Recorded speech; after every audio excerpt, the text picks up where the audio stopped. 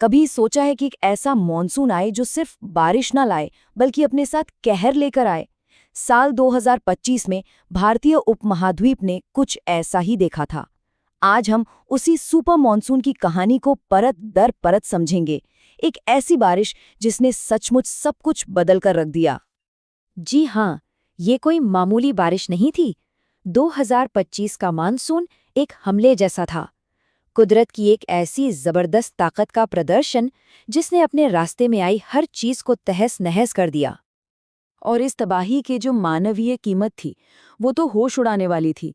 सिर्फ पाकिस्तान में 12 लाख लोग, जरा सोचिए, ये कई बड़े शहरों की पूरी आबादी के बराबर है, जो सीधे सीधे सैलाब की चपेट में आ गए।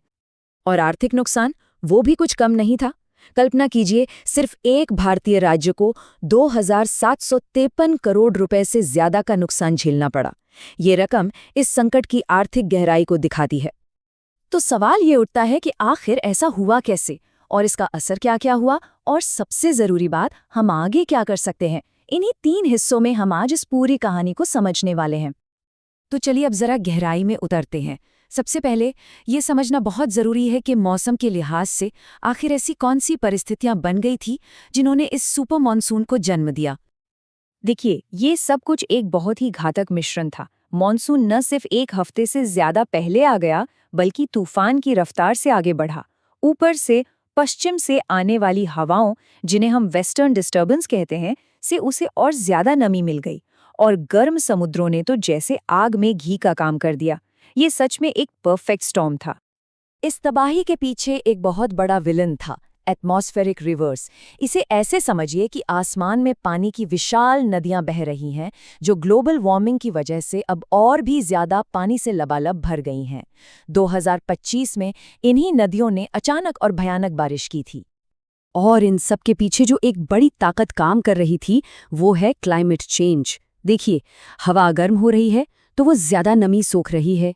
हवा के बहने के जो बड़े बड़े पैटर्न्स हैं वो बदल रहे हैं, और समुद्र का तापमान भी लगातार बढ़ रहा है। इन्हीं सब वजहों ने मिलकर 2025 के एक सामान्य मानसून को एक सुपर मानसून में बदल दिया। चलिए अब ये देखते हैं कि इन वैज्ञानिक कारणों का जमीन पर क्या असर हुआ। ये एक ऐसी तबाही का सैलाब था जिसने भारत और पाकिस्तान दोनों को ही अपनी चपेट में ले लिया था। जरा इन आंकड़ों पर नजर डालिए, ये सच में डराने वाले हैं। हिमाचल प्रदेश के चंबा में सिर्फ एक हफ्ते के अंदर सामान्य से लगभग 400% ज्यादा बारिश हुई। मतलब जितनी बारिश पूरे महीने में होनी चाहिए उतनी कुछ ही दिनों में हो गई। ये संख्याएं वाकई में अविश्वसनीय हैं।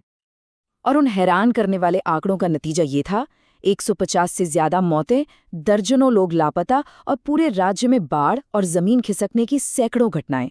ये एक अभूतपूर्व तबाही थी। हालात इतने ज्यादा बिगड़ गए थे कि स्थानीय नेताओं को ये कहना पड़ा, हम केंद्र सरकार से आग्रह करते हैं कि इसे राष्ट्रीय आपदा घोषित किया जाए। ये एक बयान उस वक्त की बेबसी और संकट की गहराई को साफ साफ दिखाता है। और हाँ, ये तबाही हर जगह एक जैसी नहीं थी। तेलंगाना में एक ही जगह पर 24 घंटे में इतनी बारिश हुई कि सब कुछ पानी पानी हो गया। वहीं दूसरी तरफ पाकिस्तान में बाढ़ ने एक बहुत बड़े इलाके को अपनी चपेट में ले लिया, जिससे लाखों लोगों को अपना घर-बार छोड़ना पड़ा। ये टेबल बिल्कुल साफ दिखाती है कि कैसे हर इलाके की अपनी एक अलग कहानी थी। कहीं पहाड़ों में जमीन धंस रही थी तो कहीं शहर के शहर पानी में डूब रहे थे। लेकिन नतीजा हर जगह एक ही था, विनाश। तो इस पूरी तबाही को समझने के बाद अब सबसे ज़रूरी सवाल ये है कि हम भविष्य में ऐसी आपदा से बचने के लिए आखिर कर क्या सकते हैं। चलिए अब आगे के रास्ते पर ध्यान देते हैं। देखिए, सबसे पहला और सबसे ज़रूरी कदम है तैयारी।